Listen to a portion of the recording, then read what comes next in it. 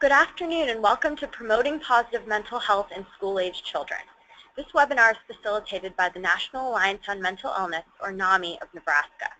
My name is Sithara Mathani and I'm the Community Outreach Associate at NAMI, Nebraska. I'm going to be providing a brief introduction before turning the webinar over to our presenters. This webinar is being hosted by Beacon, the Behavioral Health Education Center of Nebraska at Nebraska Medicine. Special thanks to Keith Anderson for helping us with the technology aspect of this webinar.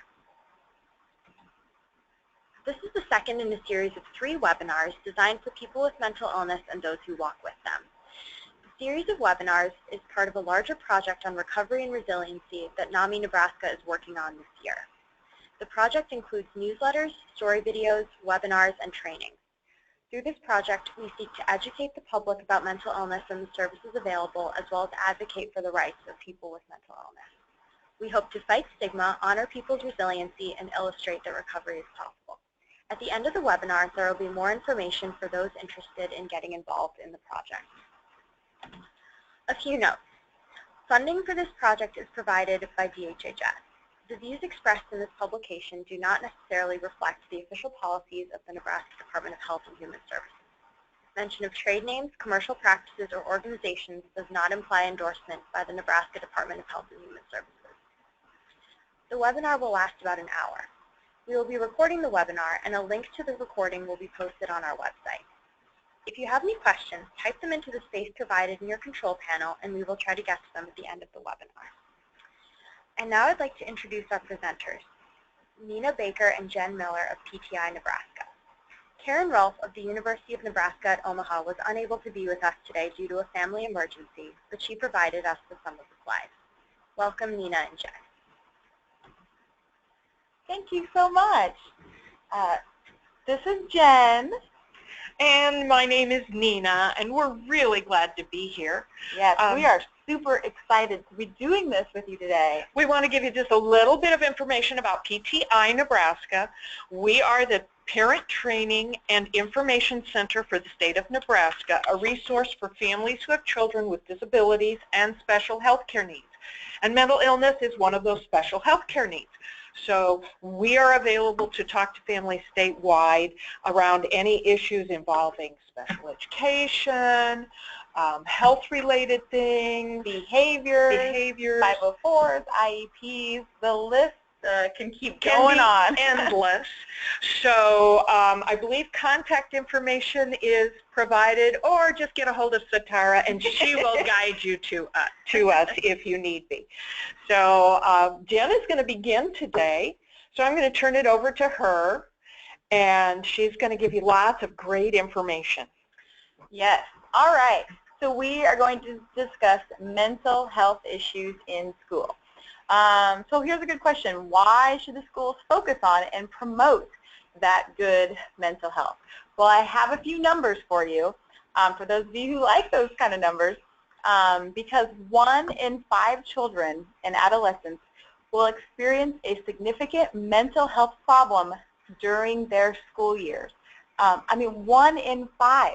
That's amazing to me. And another reason to focus on mental health, because approximately 70% of those children who need treatment will not receive appropriate mental health services. You know, Jen, 1 in 5 means in a classroom of 25, there's about 5 kids who might have issues. Exactly. And then another reason to focus, because failure to address these mental health needs is linked to many negative outcomes, and we listed a few of them: poor academic performance, behavior problems, school violence, dropping out of school, substance abuse, special education referrals, suicide, and criminal activity. And I want to preface, the special education referral is not negative. That could be a great thing to get help, but everything else, yeah, it just it just screams, let's focus on mental health issues in school because of these reasons. And that is from the U.S. Surgeon General, for those of you who wanted to know that resource. So now we're going to talk about just the general mental health focus in school. Mental health and school success are closely related since untreated mental health issues can be significant barriers to learning. We get a lot of phone calls from parents talking about their kiddos having, mental health challenges, mental illnesses, and they're not quite sure if the school can do anything about them. And we are definitely, yes, yes, yes. It's closely related to school, and school can do things. And so here's another great resource. Schools are excellent places to promote good mental health, which is central to a student's social, emotional, and academic success. Since children spend a significant amount of time in school, educators have the opportunity to observe and address a student's needs. And when it comes down to it, it is all about the student's educational needs. And when I say needs, that means academic, and that also means functional. And I spend a lot of time explaining what functional needs are, and it's a big umbrella of needs. Functional needs are behavior, any and all behaviors. It's social skills. It's sensory issues that can lead to behaviors. It's communication skills.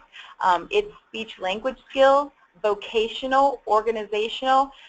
It's a long list. And so I want everybody to know that when we say educational needs, it can mean both academic and functional, which includes a lot. So we often get asked, okay, sounds great. My child can get help in school. So what's the teacher's role in that? So we have a few slides on that. It's important for teachers to be able to recognize a student's mental health and socio-emotional needs. Socio-emotional needs is really the term that a lot of parents should become familiar with, because you'll see that on forms at school. Psychologists and teachers might refer to mental health as socio-emotional needs. So it's good to know that term. The teacher should understand how symptoms of the student's disorder may impact school functioning and learning, and they should understand how to provide basic interventions to address those needs. Now, we need to remember that teachers are not licensed or certified mental health professionals. Well, this means that they can't diagnose a mental health issue, and they're not going to be able to provide the same kind of specialized intensive treatment that a mental health professional can. For instance, if a child was at a treatment center and was receiving some services and counseling, and that is wonderful. So when they get to the school, you would discuss the needs and what services will look like, but those services would be different. They will look different in the school than they did at that treatment center outside. So we really want to make sure that people understand that difference. And lastly, with the teacher, they can make changes to the physical environment and their instructional approaches and academic supports, as well as provide social skills instruction and socio-emotional and behavior support to help those students who do have mental health challenges in school. And I don't know about Nina, but I am always talking about social skills instruction and socio-emotional learning. Those are musts. Those have to happen in school. A great question for the school is to ask them, how do you provide social skills instruction? Is it individualized? Is it group? Is there a curriculum? Or are you kind of doing your own based on the needs that you see of the children? And then another great question is, how are you focusing on the students' socio-emotional needs? Again, is there a curriculum that you're using, or are you just kind of using your own internal information based on needs? Those would be great questions to ask schools. All right. Just two slides kind of on a primary goal of school. School climate, it's important to know what that is. It's defined as the quality and character of school life. So school climate is based on the patterns of people's experiences of school life and reflects the norms, goals, values, interpersonal relationships, teaching, learning, leadership practices, and organization's structure. So there's the source for that. So what this means is that, in a nutshell, that the school's primary goal is to support and instruct to a range of individual differences while sustaining a caring atmosphere. And there are a range of differences when it comes to students who have mental health challenges. So the next few slides have an awful lot of information on them, I know. But we wanted to just throw out there what some of the mental health challenges could look like for some students in school. So this first list, I'm not going to go and read it all because I'm sure everyone's kind of looking through them right now. But as you read these could be some signs of anxiety. And we actually get a lot of calls from parents about kiddos experiencing anxiety in school. And many times that anxiety is not alone. There are some other impairments or disorders also going on. So here is what could be going on with some students who might have some anxiety. We're often talking about the fight or flight response, confidence building, that goes with the self-esteem, concentrating. I'm going to go to the next slide, which has another awesome long list. There we go. And so here we are. A few of the same ones, but then also some different ones. Now these are some common challenges that are associated with depression. And again, you kind of can go through that list. There's a few that might be the same as anxiety, but then there's a bunch of different ones. And that lower self-esteem comes in there, and the negative self-talk. It's really important. You can see how it affects school, too. There is research on how there could be drops in grades, not turning in homework, the absences, things like that. So we're going to go to the next one. Okay, I went right to the bottom on that slide. So here, a whole kind of different list of some mental health challenges that some students could have in school. And this was taken from research and resources on ODD, and that stands for Oppositional Defiance Disorder. And as you can see, we're dealing with some anger and being frustrated, and some negative behaviors and power struggles here, some temper tantrums, issues with authority, which is, does have a negative impact on school. And last but not least, we have another great list there for you. I think I got them all there. Again, some mental health challenges. And this list is associated with ADHD. So we have, that attention span and being easily distracted, and issues with organization. I think I talk to parents about their students' organizational issues, I think, every week. It's often referred to as executive functioning. That's a term that more psychologists and school professionals are using. So look up executive functioning, and you will get great information on that organizational piece. It's more than just losing a pencil or not turning an assignment in. It's really about the organization of thoughts and information and how to recall information. And yeah, it is time and space, and I've had a lot of parents say, whoa, when I read the information on executive functioning, I understood that organizational issue much better.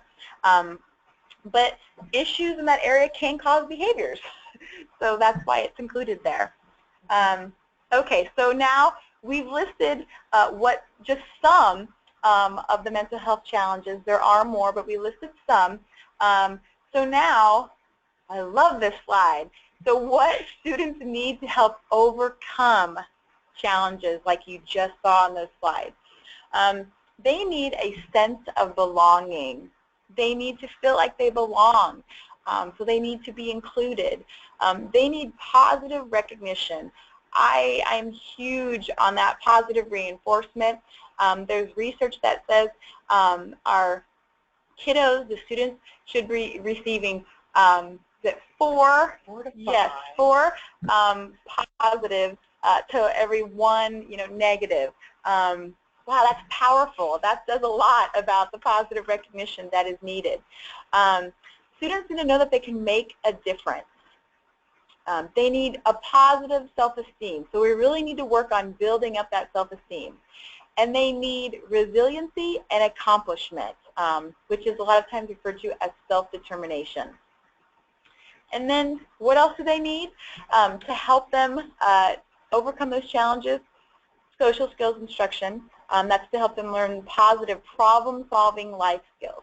I underline problem-solving because we talk to a lot of parents, and that's just a social skill that we're like, okay, anything and everything is associated with problem-solving. Trying to understand the different situations, events, then the feelings and emotions, and then the thoughts that all go into a child that might have a behavior. It all goes back to, okay, so we need to focus on problem-solving social skills. And there's a lot of them out there. I think we'll mention a few of them in a little bit. What else do they need? Social-emotional learning. Remember those two questions I said that would be good if you asked? What's your social skills instruction look like in school? What's your socio-emotional learning look like in school? And then the appropriate behavior supports and academic supports that students need.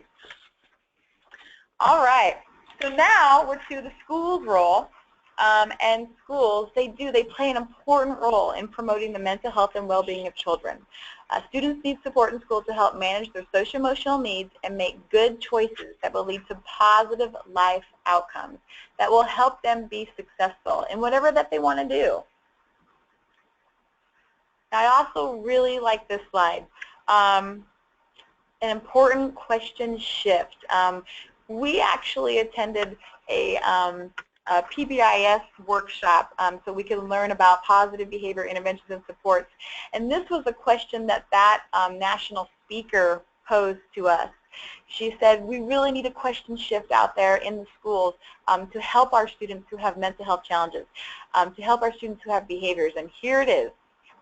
Instead of the question, how do we get the student to stop misbehaving? We need to change that to, why is it so difficult for the student, and what skills do we need to teach to help this student succeed? Those are two very different ways to look at a student who is having some behaviors at school, a student who is having some problems at school. And I love that second question. Why? Yes, we need to. Why is it so difficult for the student, and then what skills? It really does go back to teaching students skills to help them cope with what's going on. So we're going to come to one of Karen's first slides, and she put some information about Rule 51. And students whose behavior or mental health condition is significantly interfering with their academic performance can be evaluated and receive services under IDEA. And the Nebraska Special Education Law is Rule 51. If you're from a different state, it would be different, and you could look that up online. But in Nebraska, it's Rule 51. And it's about helping to remediate those deficits. And under that Rule 51, children could qualify under the category of emotional disorder. It's considered, there was a change in the federal guidelines, so we had to change it in the state guidelines. So it's now referred to as ED. Emotional disturbance is actually the new term out there. And then there also could be other health impaired, which is often referred to as OHI, for interventions in school. So just so you know, there are 13 different categories that a child could be verified under. And so that ED, emotional disturbance, and other health impaired are just two that they could be verified under. Children can receive social work services as a related service that includes behavioral monitoring, coaching, classroom consultation. There's counseling, both individual and group. And that, when I say group, that could be for the family as well. Behavioral interventions, adaptations, accommodations, and modifications. There are 16 different related services that could be considered for students who are getting help under IDEA, which would mean they have an IEP, and that stands for Individualized Education Program. And I'm glad that she put this on this slide, because when Nina and I talk about related services, we often bring up counseling because it's actually listed 4 times in the federal regs and under state. And so we think that, that the federal government thought that counseling was going to be important. And so we like that we don't push it on anyone, but we like for parents to know that it can be counseling for your child, or it could be counseling for the family. It could be understanding their education program better, their behavior plan better, how their disorder is affecting their school. And I personally think if more parents knew about that, they might take advantage of that, because it's all just based on need. So I'm so glad she put that in there. And next she has a slide about 504s. And we do talk to parents about 504s quite often. Schools can provide evaluation and intervention for disabilities that affect a child's functioning in the classroom, but have not resulted in a need for remediation. And really what that means is 504 accommodation plans are not meant to be as intensive as an IEP, the help given under IDEA. So 504 is a different law. It's a federal law, and it's a civil rights statute too. But it's just not meant to be as intensive help. So like she put, the interventions can include adaptations, accommodations, and modifications, but they do not include remediation, and that's just because they're not supposed to be, you know, as intensive. Sometimes when it says remediation, and we think of that as specialized instruction. Yeah, exactly, exactly. And really with the 504, the focus is on access to their education and equal opportunity to participate, and what needs to be provided for that to happen. And all children who are served under IDEA receive the anti-discrimination protections under Section 504. And then as she put, only a subset of them will need that remediation, got that really truly specialized instruction and maybe a more intensive type help, and they are served under IDEA with the IEP. So yeah, love that information. All right, so now we're to understanding students' emotional and behavior needs. So challenging behavior is communication. It really is, I promise you all. Every now and then I get an eyebrow raised about my next point here, but there is logic behind the behaviors of children. And our challenge is to understand why the behavior is happening. Why? So it might not seem like there is logic or you know, or it's distorted, but really there is, and we have to try to understand why. It's a kid logic. Right, you have to figure the kid out. Right. Behaviors can be a response to environmental events or conditions, social interactions, or their internal state, and that's their emotional condition. And again, that goes right back to that socio-emotional needs. They can be due to academic, social, or emotional educational needs. And in order to start understanding them and what the function is, they need to be tracked. So keeping records is really important. I, again, probably say the word data and documentation every day at my job, because the data and the documentation is huge. Do we have data and documentation of maybe why this is happening? If not, can we get some? I'm often asking that. So the next is a slide that Karen added. She added a few notes about the understanding of children's emotional behavior needs. Emotional and behavior disorders often occur with other forms of exceptionality, and children who exhibit behavior challenges may have a specific learning disability or ADHD that prevents them from noticing or accurately reading social cues. Very, very true. And when we say social cues, I often, that can be with a lot of different disorders, disabilities, impairments, and it can also be for kiddos who do not have a diagnosed disability. That social skills instruction can be for everyone.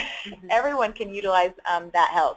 Well, I also see children beyond the learning disability or ADHD that they don't catch they're not reading those social cues. Children who have hearing impairments didn't hear the teacher say, "Be quiet now," and that becomes a behavioral problem. Right, And so right. there may be other disability challenges that get in the way that then are viewed as behavioral issues. Right, definitely. And it really goes back to the communication, how the child is communicating. And if they're not able to communicate their want, their need in an appropriate way, then they're not reading social cues. Or if and, they yeah.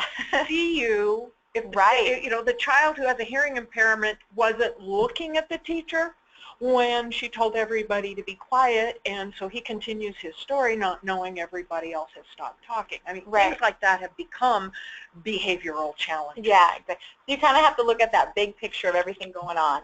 And then students who do not receive proper intervention for a condition like a learning disability can develop behavior disorders. Yeah, absolutely. And you go back to that logic. Well, he's using a mechanism that works for him. It might not be an appropriate way to do things, but he's found a way that it works for him. Oh yeah, definitely. And we have a lot of information, but I do have an example. I'm kind of a storyteller, but I'm really limiting that today. But really quick, we were working with a student who, after getting some data around the behavioral issues, and we'll talk about the FBA, the Functional Behavior Assessment, in just a minute, we started to realize that the behaviors were roughly about 10 a.m. every morning. And I was like, that is interesting. So we're discussing what was the setting events, what happened, who was there, what was kind of the academics going on at that time. Is it who were sitting by? You know, you're looking at all the who, what, where, when, why. And we found out in this particular student's case that he had a reading impairment. And guess what? Reading group started at 10:10. So, and the way that reading was being delivered, random children got chose to read. Well, he was not going to be chosen. I mean, he was making sure, because he was having a behavior right before that would enable him not to participate. Sometimes it was so great that he might have had to utilize, you know, going to see another teacher, or a timeout room, or a timeout spot in the classroom, because he was so fearful. So we also had some anxiety. So we had an academic issue, reading, and then we had some anxiety and mental health challenge on top, and it was a light went on for the parents and that teacher, and they were like, wow, we can make changes here. We can make environmental changes. We can make changes in the instruction.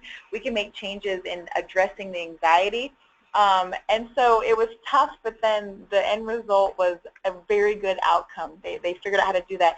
And then I found out he was participating in reading. So it was great. So when she said, yeah, those, you know, academic interventions that should be happening that aren't, or that are needed, could lead to some behaviors. Again, there is logic. I was just going to say that. I'm going to bring up the kid logic. You might not have thought of that, but they got to it. And that was really great for that school and the parents to work through that. So Karen has 2 slides about assessments. And so we're going to go over those. And then I have, let's see, oh yeah, one after that about the FBA that I want everybody to know about. So first, her slides, physiological issues can present as behavioral issues and exacerbate emotional issues. So it's really important to assess this first. Then she has 2 points about making sure to assess, you know, in multiple areas of the child's life, and to include, you know, different perspectives, you know, multiple caregivers, coaches, teachers, and the environment.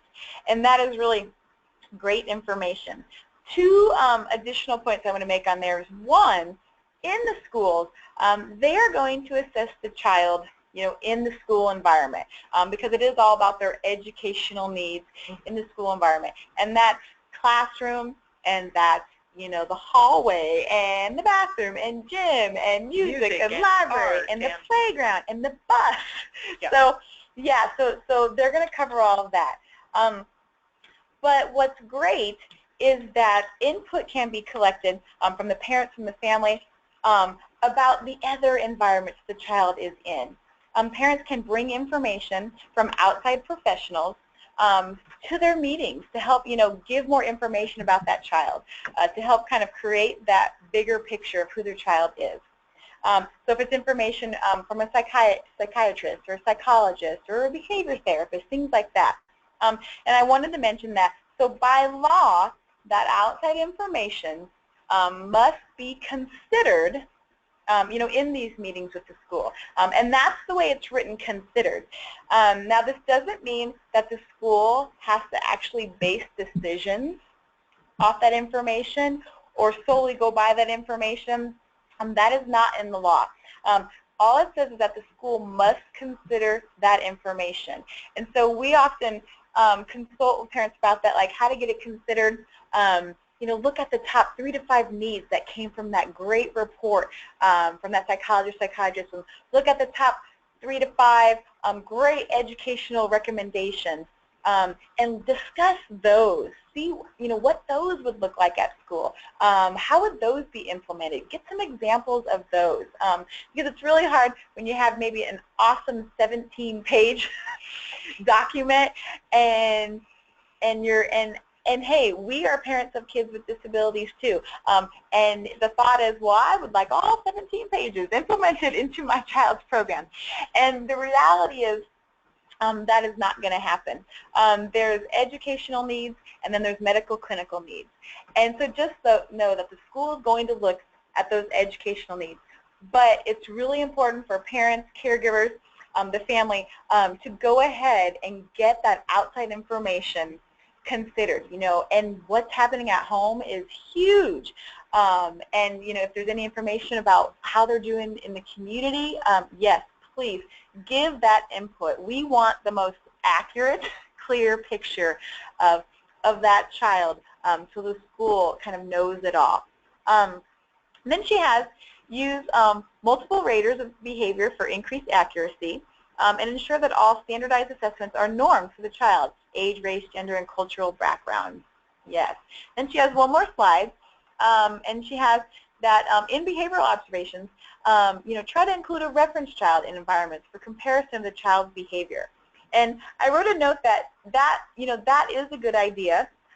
One example is there was a student who they were going to see kind of about how off task he was, staying on track, lack of focus. And yeah, it is important to know, well, what is there a common amount, of like maybe a student, and Nina's shaking her head yes because she used to be a teacher. As a whole, there is some off task sometimes. So maybe what would be a common amount of times a child would be off task, or that you'd need to provide a prompt? And then what's the data say for this child? What is this child off task 17 times from this time period, or more off task in the morning than afternoon? So yeah, that is a great idea. And in behavioral assessments I've seen done, generally somebody sits in the back of the classroom and kind of does tick marks on how many times they see the child's off task. Well, is that behavioral person also looking around to see, did everybody look at the window when something happened? Okay, let's not maybe put that as something just specific to that child, because everyone looked out. Something occurs, everybody's attention is drawn to it. So I think when you're looking at comparison with typical children's behavior, you're looking at how did it affect, how many times is this child off task when the others were not off task? Right, exactly. And not to just tick everything without taking that into consideration. Definitely. Make sure the assessment is ongoing and collaborative, and make sure it uses information from multiple sources and use multiple instruments. And there's great information about the assessment process in the Nebraska Department of Ed Verifications Manual, and it says just that. It says it needs to be ongoing and collaborative, and it needs to be multiple sources, multiple information. And then I have a slide on FBAs, Functional Behavior Assessments. This is just the process for collecting data. I like to say it determines, the who, what, where, when, why. It's all those questions that we really are trying to get answered, because remember, there's some logic, and they're trying to communicate something. They're trying to get a need met, and so if we can figure out the who, what, where, when, why, that would be wonderful. So the FBA can help determine the student's needs, it helps create an intervention that is proactive and emphasizes prevention and really teaches the student acceptable ways to get their needs met. And it helps develop strategies to change the behaviors. Teach the student different skills that replace the challenging behaviors and improves communication and social interactions and relationships. That's really what it's about. So what does the child need? What are they trying to get? What are they trying to say? Okay, now we need to teach you how to do that in an appropriate way. And one thing that I always say when I talk about functional behavior assessments and behavior plans is that I'm not going to sit there and say, okay, listen, Billy, you just can't get angry. Nope, you can't get angry. So we need to work on you not getting angry at all. And my reason is because, yeah, I'm going to try environmental interventions. I'm going to try to change things. I'll even change, as a teacher, my instruction. We'll figure stuff out there. I'll try to add some social skills training in there and all that. But the fact is, the child, anger, that's a feeling, right? So I'll try to do what I can to see if I can prevent the child from getting angry. But in the event that the child still might feel some anger, because there's no way I can completely control that, then it is my job to teach that child what to do. So if they, with the anger, yeah, in an appropriate way. So you're angry, so punching the person next to you, not appropriate. But if you got angry, what would be some appropriate ways to deal with that? And then you practice it. You have choices and options. You talk about the scenarios. And that goes back to that social skills instruction and focusing on socio-emotional learning. So I just can't stress that enough. And when Chelsea was 3, and that's one of her daughters, she would stomp her little foot, look at me and say, I am very angry at you, Mom. And I thought, well, what a great way for her to express that she knew what the anger was and she knew who she was angry at. And now what was I going to do about that? So I would say, tell me more about why you are angry. But, she already had that little thing. Well, when kids get angry, do they know it's anger? Do they know why they're angry? Can they express it? And you can move it that direction. Right, definitely, definitely. That's one way. Yeah. Okay, so we have 2 more slides from Karen, and now we're getting to some of the intervention ideas and the strategies ideas.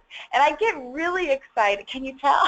I get really excited about this part just because I like for parents and teachers to get a lot of different ideas of what they can do. What works with one child might not work with another. So you got to kind of have your bag of tools. I know Nina knows what I'm talking about as a former teacher. But I just don't think that we can do enough sharing and collaboration and problem solving as, we're advocates and then teachers and then behavioral health professionals and parents. I just don't think we can do enough. We need to get together and talk about these things and share ideas. And so I really like this part of the presentation. And Karen has 2 great slides about kind of the intervention philosophy. You need to ensure that basic needs are met. So yes, food, shelter, sleep, safety, and health care. Kids need to feel safe. They need to feel safe, yes, at home, and they need to feel safe in school. Their bellies need to be full. Definitely. And when I say safe, that's not just physically safe, that's emotionally safe too. I don't want us to forget that. And these can appear as or exacerbate behavioral health issues, definitely. Then she says, targeting through universalism. So generally what works for a child with special needs works well for all children and avoids the stigma that we often are saying, XYZ would be a great intervention to help the child do this, and I don't know how many times we say, well, actually that would work for all kids. And That many would times, be if you know that something is going to work for that one child, you don't do it just with that child. And having been a teacher, I can tell you that lots of times it can be a great strategy for the entire class or for all of your classes. And then nobody knows it was put in place for one person. exactly. They're all doing it, and it works for everybody. Yes. And she has an example like frequent breaks in teaching pro-social skills. Oh, yes. Like everyone in the class could use some pro-social skill focus. Especially in middle school. And yeah, for the student with some mental health challenges that might need some breaks, and maybe that's written into their 504 or their IEP, super. Well, shouldn't all kids? What if Billy, who's not on, and I pick on Billy, and who knows who Billy is, what if Billy's not on an IEP or 504, but he needs a break? There should be a way that he gets that break too. So I like that example. And then peer relationship difficulties involve the entire peer group, and all should participate in the intervention. And there is some great information out there. If you like searching the web, some great evidence-based, peer-reviewed research on peer-mediated interventions and the effectiveness they are having. It's pretty cool to see that information, and we like kind of passing some of those interventions on. But yes, peer-mediated interventions are great. And then some more of the philosophy she put is behavior and coping skills should be taught and practiced just like math. Punishment is not teaching. Yes, can that absolutely. I often say punishment does not teach any skills. Just think about that. I'm serious. Punishment does not teach one skill. And we need to teach skills. we really need to teach skills, social-emotional and social skills, and communication and classroom survival. And punishment does none of that. And then next, I think it's supposed to be compatible. So I'm going to say compatible. Look for compatible or substitute behaviors to increase rather than behaviors to decrease. So we're really trying to focus on those appropriate and positive replacement behaviors, those appropriate and positive substitute behaviors. We really want those to increase. Ensure consistent expectations and interventions in all environments. Consistency, very important. Structure is important. And I like that she said all environments, because just know that if a child needs academic or behavior supports, like in their classroom, they might need those same behavior supports when they're in a different environment at school, like music class or gym or the cafeteria or on a field trip. We shouldn't think that those supports should just be for that general classroom, and then beyond that, a child's needs don't disappear when they leave that classroom door. They don't magically up and go poof. So that child is still going to need the interventions and the support in all of those school environments. And those teachers may need some guidance as to how to make that work in their classroom. A music classroom can look very much different than a regular classroom. There's lots of activities, there's lots of noise, there's lots of things happening. So how does that teacher bring that consistency to the classroom within that different environment? And there's ways to do that. Yeah, definitely. And then just about that environment, prepare it for the child, homeschool, community, and the child for the environment. Yes. Okay, so now we have our list of some general strategies.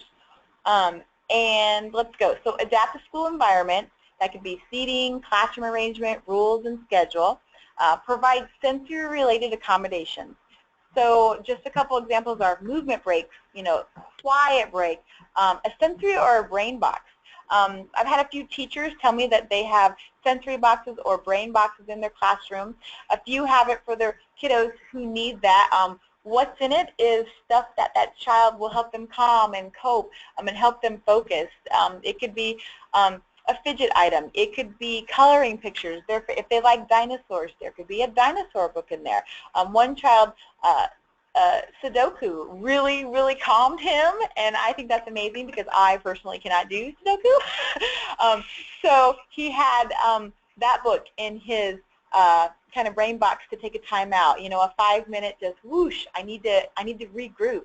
And I got to tell you, a teacher could have a sensory or a brain box for the whole class because maybe everybody needs 5 minutes to recharge. But I love that idea. So we like to share different ideas we get from conferences we go to, and we get a lot of ideas from these awesome teachers that we meet. So we love sharing those. Another strategy, allow the student to take a self-timeout to regroup or talk to a trusted person. You just need to work out the details. Where would that be? How long? Who's that trusted person? Assign classroom duties, jobs, or roles. Give them meaningful responsibilities. A lot of students just want to be helpful. They want that to show that they can be helpful. PBIS, which I mentioned earlier, is that positive behavior interventions and support. That's just a proactive, research-based approach in addressing challenging behaviors in both the general and special education settings. And PBIS, it's what's encouraged by the law. It's not mandatory, but it's encouraged.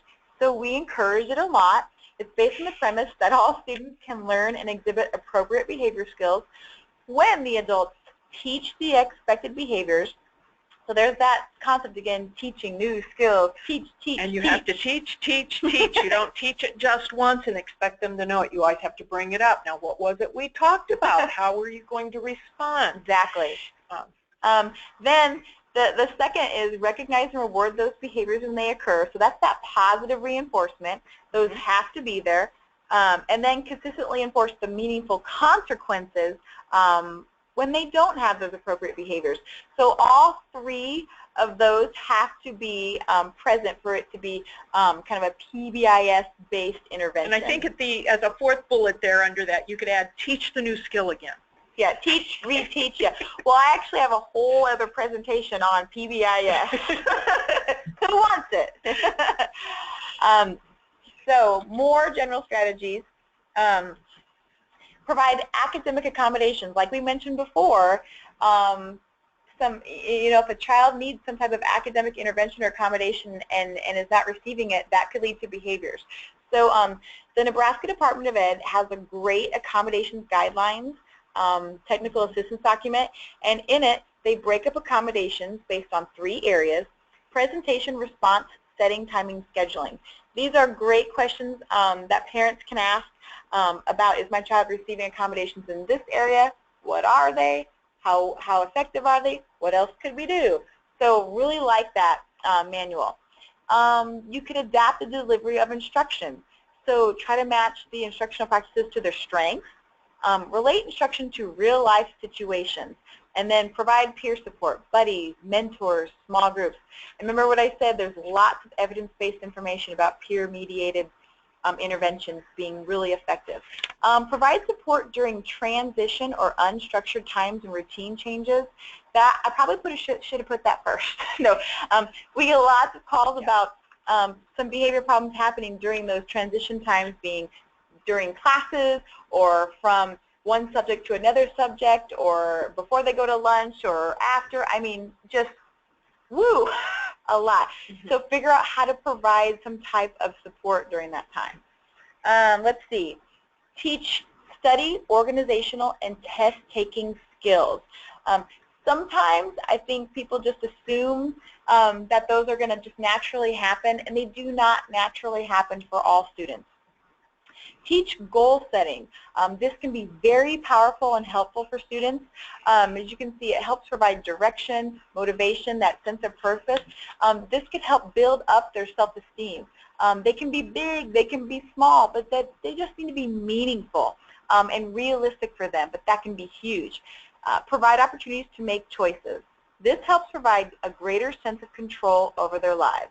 There is some great research information out there and resources on how a child who feels like they're not making a lot of choices, they feel like they don't have a lot of choices or making them, how they feel like they have less control over their life, and how that leads to more behaviors.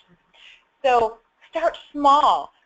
what kind of choices can they make? I always use one that Nina told me one time in school. So did you want to do your math with the red pen or the blue pen? I mean, right there, they're making a choice, and that they have control over how they're doing their math. You can do the same thing at home. Did you want, you know, hamburger helper or tuna helper? But I mean, parents still have set the perimeters and still have control, but you're giving the child some choice and a sense of control. So there's some great research information about choices and control out there. Teach children about, and this is one of Karen's, teach children about the explicit curriculum, the subjects, pro-social skills and expectations, and teach children about the implicit curriculum, which is what is generally known but is not explicitly taught. Yes, we often get calls about the hidden curriculum and what that means, and that usually centers all around the social skills, pro-social skills. Teach self-regulation skills, which is calm down and relaxation techniques, positive self-talk, self-monitoring of time management, organization, and emotions. That teaching of self-regulation skills, there is some research-based information out there talking about how effective that is. Teaching social skills. I know it sounds like we're beating a dead horse, but we cannot stress enough. And lots of great information about social skills and the categories. We just put them in two because it just makes it easier that way.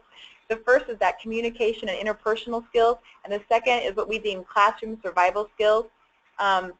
Those are all wonderful and should be addressed in school. And I bolded one, asking for help, because we find that a lot of students aren't doing that for various reasons. They don't want to feel stupid. They're nervous. They're anxious. They see it as a weakness, and we're here to tell you, if you teach them how to ask for help and tell them it's a strength and not a weakness, well, and lots of times you want to look at ways to help them ask for help. And I love the idea of nonverbal communication.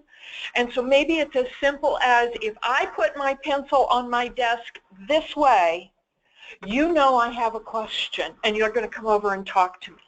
Right. Then I don't have to, in front of my whole class, say, I don't understand this. Exactly. So I'm not going to look stupid, but I'm going to get the help I need. So little things like that can be very helpful. There's a teacher who, the students that put a certain colored sticky note on the top of their desk, that means I need to go to my brain box, I need a 5-minute time. There's different things that teachers could do. But it's not just asking for help with academic stuff, but it could be socio-emotional needs, like, woo, something happened, I'm about to blow. They need a way to tell you that before they blow. So getting near the end here, help them build positive relationships with school personnel and a network of friends. With the school personnel, we want the teachers to be seen as supportive, you know, that they believe in them, that they help build that sense of belonging and that importance. And that network of friends, there are Circle of Friends group and, you know, peer helpers and buddies that they could be a part of. Coaching, mentoring, and counseling with school personnel. We mentioned that counseling as a related service previously. Focus on social-emotional needs. Are you guys surprised at that one? You shouldn't be, but it's huge. Identify triggers, challenge negative thoughts, and then try to understand and manage one's emotions and behaviors. And we put 2 examples of what some teachers have told us that they've been doing in school, doing some CBT, cognitive behavior strategies that are, you know, educational in the school, and also utilizing something called the Incredible 1 to 5 scale. You can adapt that to your needs. We've heard some great information about that. And assistive technology. I put that in there because there's so much great AT out there, assistive technology, low-tech and high-tech, that can help students from that academic standpoint. It's not just for communication and mobility or vision and hearing. There is AT for social skills and behavior skills. There's AT for reading, writing, math, organization. So find out about it if you think your child would benefit from AT in their school programs. Provide visual supports and aids, checklists, notes, reminders, social stories. do a check-in, check-out. That's evidence-based. You could have behavior contracts. We know schools using think sheets, reflection journals, and drawings, and those are all great strategies. I would just encourage you that no matter the strategy that has been used, that's being used in school for addressing challenging behaviors, make sure those 3 principles of PBIS are there, that there's constant teaching of skills, that there's constant positive recognition when there's appropriate behaviors, and that there is enforcement of negative consequences when they're not. If you have those 3 things in any of those strategies, it will be a plus. So once again, I'm Nina, if you've forgotten, and I just have a couple of slides about medications and medical involvement, because this may be crucial for many of our children who have mental illness or mental health care needs. And what I did not add, and I'm going to just throw it in right now, is that the school cannot say that you've got to get your child on medication before you bring them back. That is not lawful. The decision for medication of any kind is a decision made by the family and the family's doctor. And I emphasize the word family. If you are a single parent, you don't want to say me and the doctor, you want to say his family and doctor, because then it looks like you have a whole team of people behind you on that medical thing. So keep that in mind. But if your child is taking medication, there are some things the school may need to know. It's important that that prescription be coming from a doctor, a therapist, a psychologist. Actually, therapists can't prescribe, but they could link with your doctor. What information needs to be shared with the school about that medication? Because sometimes there are interactions with food, with other medications, other things happening, and it may be necessary for the school to know and understand how that medication is working for your child, and when it starts to fade, and the next dose might not be till he gets home from school. So what's happening during that time period? It can be very beneficial to involve the school nurse in that IEP or 504 planning as a medical professional to help be a liaison between medical and educational. As parents, we can probably tell the IEP team that this happens to my child with that medication, but a nurse who works for the school is going to have more impact if she shares that with them. So keep that in mind to talk with the nurse in advance, have discussion about the medication that's given, even if the medication is not given at school. Share information about that medication, what they do, what they don't do, the interactions, length of effectiveness, when do they wear off, because we'll see that with children. Schedule the school day for the most, whoops, it jumped faster than I thought. Schedule the school day for the most effective times for the medication. If that medication is wearing off at the end of the day and that the voices are going to start talking to the child again before the next dose, what activity or what process at that time period would be most beneficial to keep that child busy and working effectively until he or she can have her next dose? Families' concern around medical issues, and there are always those concerns, and you've got to reveal what is necessary to the school about that. Schools should recognize a strict adherence to confidentiality based on those needs that are in place. Yes, teachers need to know about it, but only the teachers the child has, only the people who interact with the child, and even then there may be things that the parent wants to keep confidential so that it does not become public knowledge in the school or the community.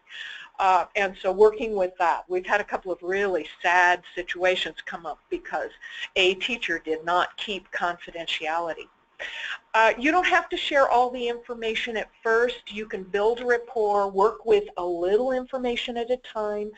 And I want to reiterate the use of that school nurse as a medical professional as a resource for the family and the school. If appropriate, the RN may develop an individualized health care plan, and you can get more information from PTI on that if you think that's something that you may be interested in. And I'm going to turn it back to Satara. Thank you. Thank you, Jen and Nina, for sharing your expertise with us today. And thank you to everyone who attended today's webinar. If you have any questions for our presenters, feel free to contact them through the numbers on the slides or send us an email through the NAMI Nebraska website by clicking Leave Us a Message, and we can get you in touch with them. NAMI Nebraska will be conducting one more webinar in May of this year on employment and mental illness and health. If you are interested in participating, please call us at one of the numbers listed on the slide. A link to a recording of this webinar will soon be posted on our website, naminebraska.org. Thank you very much and have a great rest of your day.